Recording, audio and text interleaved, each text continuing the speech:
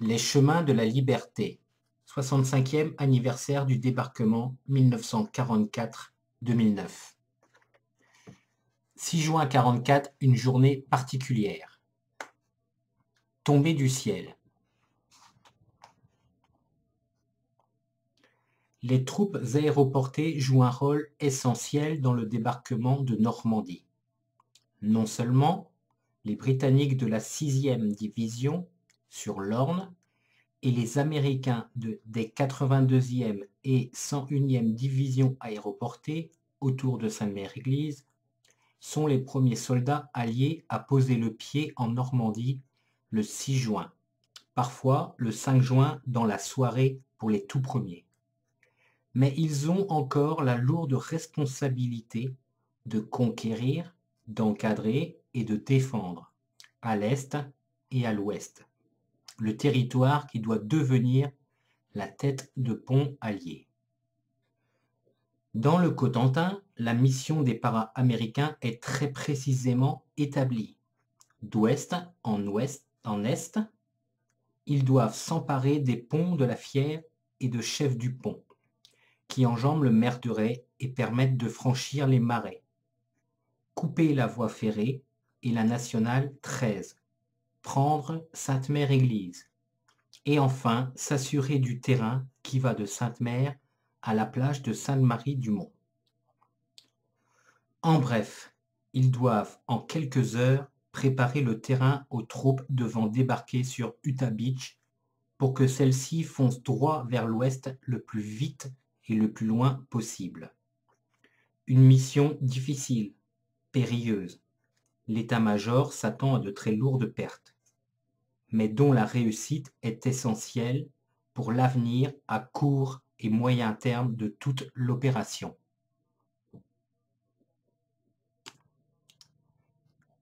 En Angleterre, ces paras de la 82e aéroportée vérifient leur parachute avant un exercice. Si la 82e aéroportée était une unité expérimentée, ayant déjà sauté et combattu en Sicile et en Italie, la Normandie constituait en revanche le baptême du feu pour la 101e. Photo. Conseil régional de Basse-Normandie national. Archives USA et archives départementales de la Manche, Conseil général 50. Pour ces jeunes paras de la 101e, au visage barbouillé de suie, qui sont installés dans le C-47 qui les transporte en Normandie, une longue nuit s'annonce.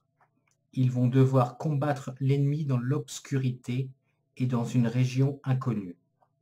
Seul véritable atout pour eux, l'effet de surprise. L'atterrissage en Normandie pour ce planeur américain a été délicat. Il illustre les difficultés de largage des paras américains au-dessus du Cotentin. Initialement, ceux-ci devaient être parachutés dans une zone restreinte autour de Sainte-Mère-Église.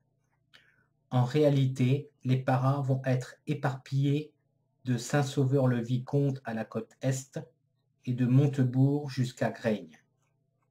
Une dissémination qui va paradoxalement jouer en faveur des Alliés, puisque les Allemands ne vont plus savoir où donner de la tête pendant plusieurs heures. Sainte-Mère-Église constitue l'épicentre de la bataille menée par les paras américains pendant la journée du 6 juin 1944. Après l'escarmouche sur la place de l'église, scène statufiée par le livre et le film Le jour le plus long, la 82e division s'est rapidement rendue maîtresse du village déserté par les Allemands. À 4h30 du matin, le drapeau américain est accroché à la mairie par les hommes du lieutenant-colonel Krauss. Installés à Sainte-Mère-Église, les Américains ne vont plus en bouger, même si, pendant la journée, les Allemands tentent de reprendre le bourg et le bombardent de manière assez intense jusqu'au 8 juin. Une quarantaine d'habitants de Sainte-Mère-Église vont ainsi trouver la mort durant ces premières journées de liberté.